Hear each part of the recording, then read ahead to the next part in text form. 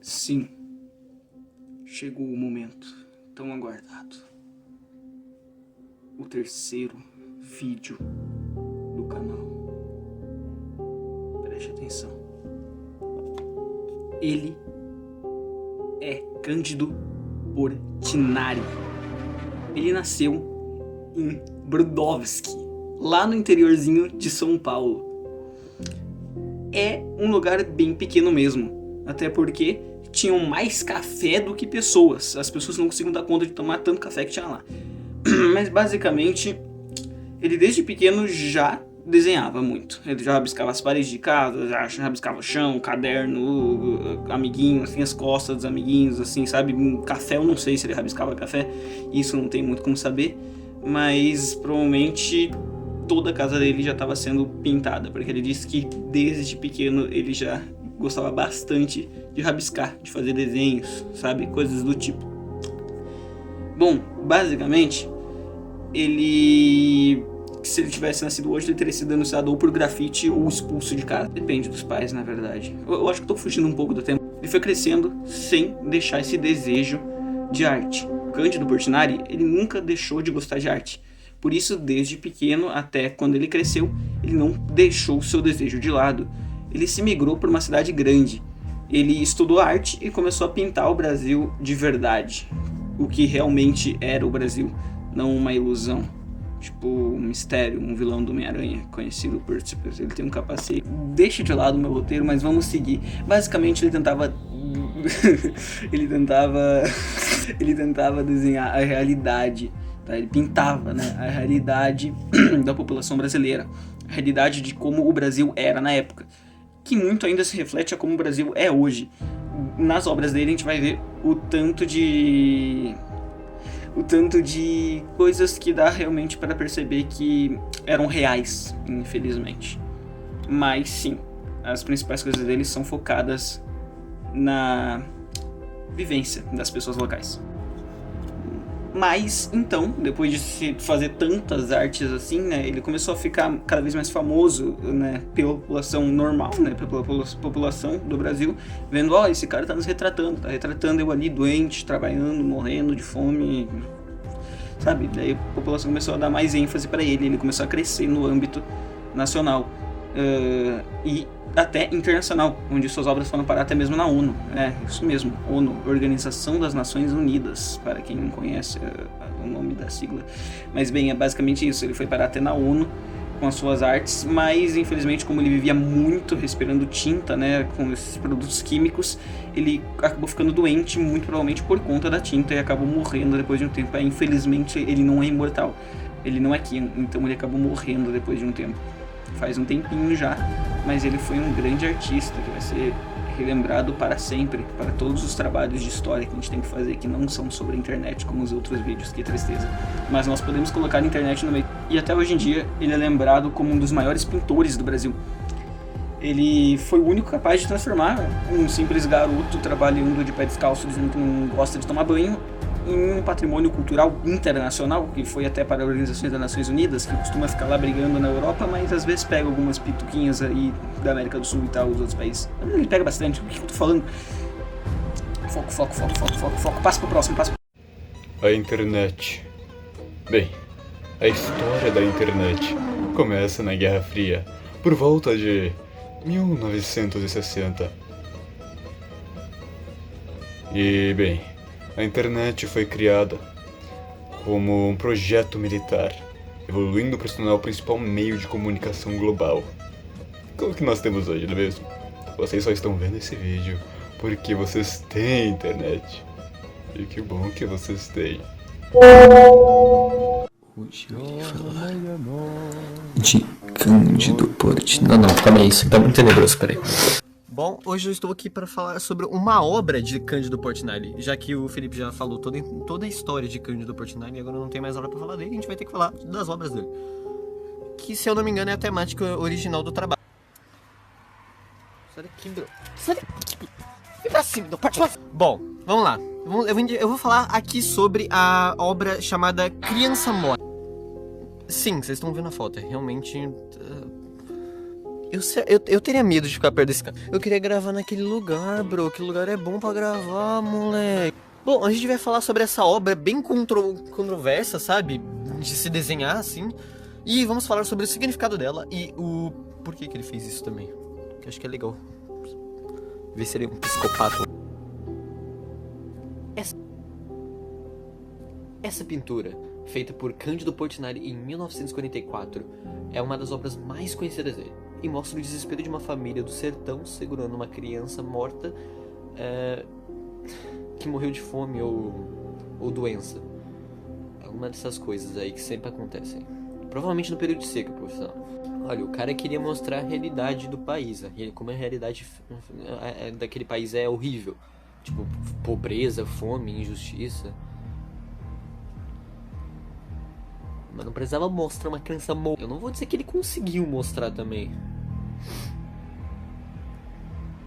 É que mostrar o significado de artes pra não combinar assim, ninguém... Essa obra fez parte da série Retirantes, que mostra o último sofrimento do povo nordestino que precisava abandonar suas terras por causa da seca. Portinari se inspirou em experiências pessoais, porque ele cresceu vendo de perto esse tipo de situação no interior de São Paulo. Ele não era alguém de luxo falando de pobreza. Ele realmente viveu parte disso. Então dá pra dizer que ele pintava o que ele conhecia, né?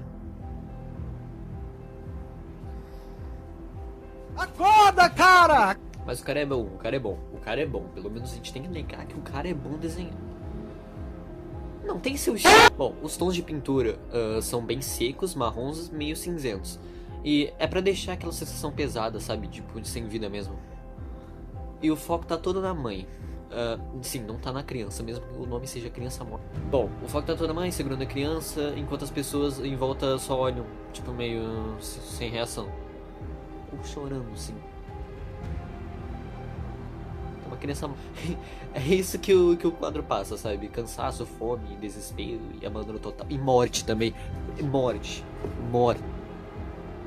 Por isso que nenhuma criança chega perto dele. Bom, o significado principal da obra é denunciar a miséria e mostrar que o Brasil não cuidava. E sinceramente ainda não cuida. Parece quase pior se falar assim. Ele não pintava pra ser bonito, como deu pra perceber assim. Não, fala a verdade. Bom, Portinari não pintava pra ser bonito, ele pintava pra jogar a verdade na tua cara. A verdade nua e crua na tua cara. Assim, eu não dou um tapa. Eu não vou dar um tapa porque o negócio tá apoiado no computador aqui, a imagem vermelha pra dar um efeito. Nossa.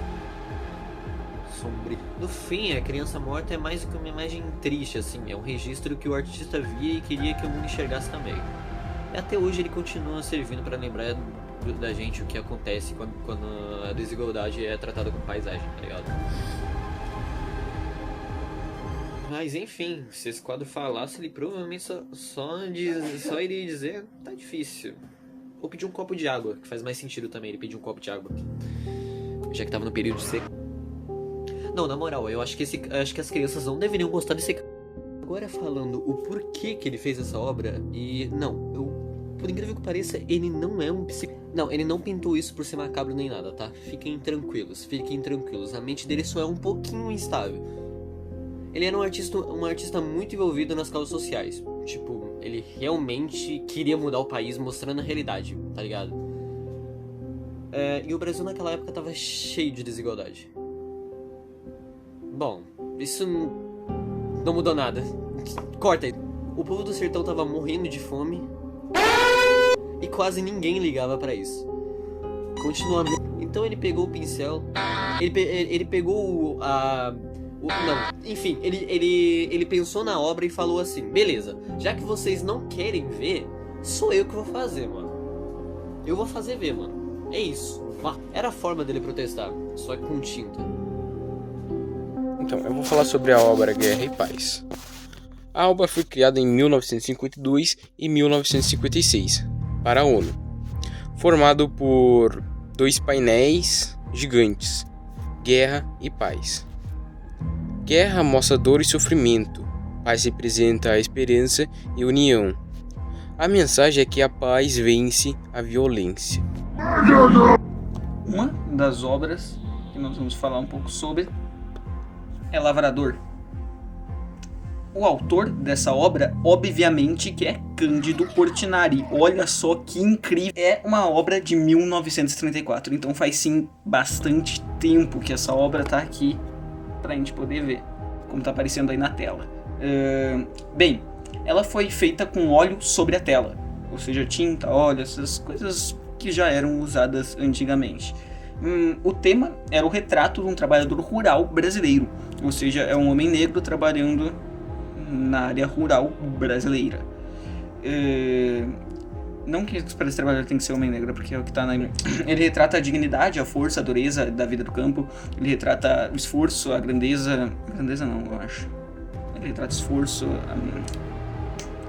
O esforço é bastante notável. Ele é um estilo de realismo social com influências modernistas.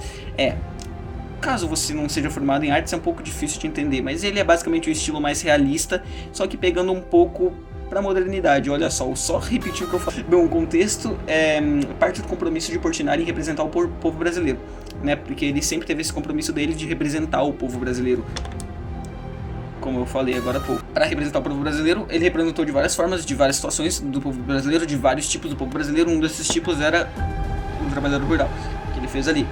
A repercussão deste tema, né, que eu estou lendo aqui o roteiro, né, não é mesmo? Tornou-se símbolo da valorização do trabalhador e da arte engajada socialmente no Brasil. Basicamente, foi uma obra que virou um símbolo nacional, virou quase que um patrimônio nacional. Tecnicamente virou um patrimônio nacional. É algo realmente bem interessante de se ver. Deixa eu colocar aí.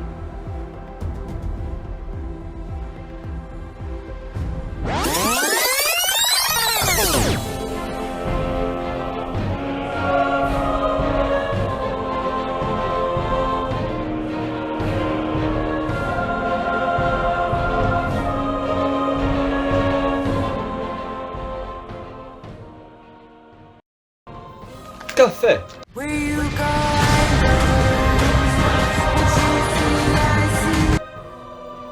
Mas não é esse. Café de Cândido Portinari. Bem, a sua obra-prima é chamada de O Café, ou Só Café também. O Café ou Só Café. Nessa obra-prima aqui, nós vemos um campo, né, de cafezal, que é um campo... Daí cafezal não existe, agora vai ser. É um campo com produção de café e várias pessoas negras trabalhando nesse campo, certo? E o que Cândido Portinari queria falar com isso? Ele queria falar sobre as pessoas que justamente trabalham nesse ramo, né, de produtores e agricultores de café. Porque pra ele isso remete ao povo brasileiro em si.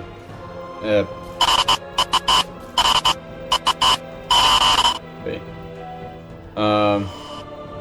que isso pro Portinari, certo? Pro Portinari isso que representa o povo brasileiro.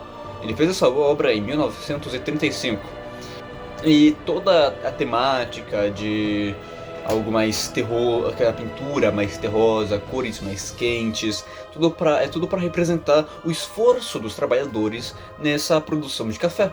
É tudo para demonstrar tanto que eles trabalham e mesmo assim não são valorizados, certo? Porque, bem, naquela época o preconceito racial ainda era muito grande. 1935 era o quê? 3... Acorda, cara! 47 anos depois da abolição da escravidão. Passou pouco tempo. Bem, ainda assim, por causa disso, o racismo era muito forte naquela época. E Cândido Portinari representou isso muito bem em uma pintura, mostrando o quanto os trabalhadores negros, os cafeiros, agricultores, trabalham tanto e mesmo assim naquela época não eram muito reconhecidos. Basicamente toda a história do quadro se baseia nessa visão. É basicamente apenas, não apenas, né, é uma baita de uma crítica social feito em uma obra de arte muito linda, que inclusive é muito famosa, não apenas no Brasil, mas internacionalmente. Ganhou até prêmio em Paris e tudo mais. Abriu o mundo inteiro, agora nesse momento começou a perceber que o Brasil não era só samba, futebol e música. E começaram a perceber que o Brasil também tinha seus problemas, tinha suas críticas sociais, tinha pessoas como o Cândido Portinari que lutavam contra esse preconceito em si. E bem, é sempre muito bom pensar sobre isso, não é mesmo? Não é apenas com armas, não é apenas fazendo mutirões que nós fazemos críticas, não é apenas fazendo tudo isso que nós lutamos. Como nós vimos aqui, Cândido Portinari lutou por reconhecimento das pessoas negras com uma obra de arte, muito bela inclusive. E várias pessoas também fazem as críticas sociais escrevendo e tudo mais. Tudo isso é crítica social. Todas essas pessoas estão lutando, todas elas estão tentando fazer o mundo melhor. É sempre muito bom pensar nisso.